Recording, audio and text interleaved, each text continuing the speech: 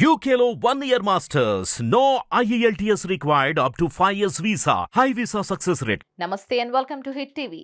ప్రముఖ ప్రవచనకర్త చాగంటి కోటేశ్వరరావు గురించి తెలియని వారు ఉండరు.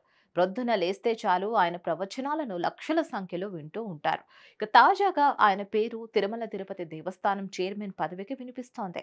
ఈ మేరకు మీడియాలో వార్తలు వస్తున్నాయి. నిజానికి వైసీపీ ప్రభుత్వ హయాంలో వైవి సుబ్బారెడ్డి టీటీడీ చైర్మన్ గా ఉన్నప్పుడు చాగంటి కోటేశ్వరరావు తిరుమల తిరుపతి దేవస్థానం ధర్మ ప్రచార పరిషత్ సలహాదారుగా నియమితులయ్యారు. నాడు చాగంటి కుటుంబ సమేతంగా తాడేపల్లిలో సీఎం క్యాంప్ ఆఫీస్ కు వెళ్లి అప్పటి సీఎం వైఎస్ జగన్మోహన్ రెడ్డికి కృతజ్ఞతలు కూడా తెలిపారు. అయితే ధర్మ ప్రచార పరిషత్ సలహాదారుగా నియమితులైన నెల రోజులకే చాగంటి ఆ పదవి నుంచి తప్పుకున్నారు. ఇందుకు ఆయన ఏ కారణాలను వెల్లడించలేదు.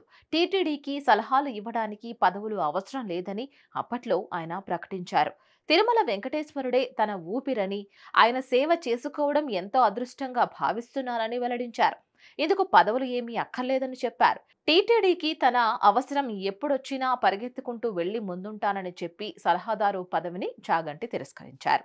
టీటీడీకి తన సలహాలు అవసరమైతే పదవి లేకపోయినా తప్పకుండా ఇస్తాను అని చాగంటి తెలిపారు. అయితే చాగంటి సలహాదారు పదవిని తిరస్కరించడం వెనుక 2 కారణాలు ఉన్నాయని అప్పట్లో గాసిప్స్ వినిపించాయి. నాడు ఏపీ హైకోర్టు ప్రభుత్వ సలహాదారుపై సంచలన వ్యాఖ్యలు చేసింది.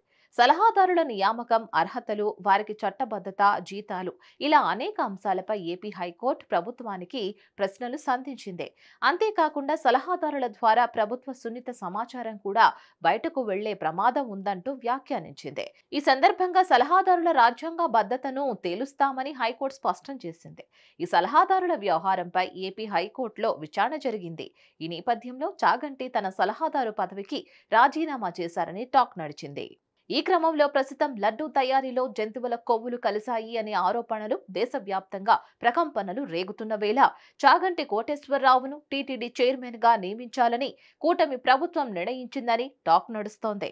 రాజకీయ నేతలను టీటీడీ చైర్మన్ గా నియమిస్తే ఇంకా వివాదాలు రేగడం తప్ప ఎలాంటి ప్రయోజనం లేదని కూటమి ప్రభుత్వం భావిస్తున్నట్లు చెబుతున్నారు. ఈ నేపథ్యంలో ప్రముఖ ప్రవచనకారుడిగా సర్వత్రా గుర్తింపు తెచ్చుకున్న చాగంటి కోటేశ్వరరావు లాంటి ఆధ్యాత్మికవేత్తను టీటీడీ చైర్మన్ గా నియమించాలని కూటమి ప్రభుత్వం నిర్ణయించిందని గాసిప్స్ వినిపిస్తున్నాయి.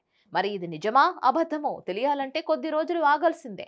వైసీపీ ప్రభుత్వ హయాంలో ఇటీవల కాలం వరకు భూమన కరుణాకర్ రెడ్డి టీటీడీ చైర్మన్ గా ఉన్నారు. కూటమి ప్రభుత్వం అధికారంలోకి రాగానే ఆయన తన పదవికి రాజీనామా చేశారు. అప్పటి నుంచి ఆ పదవి ఖాళీగా ఉంది.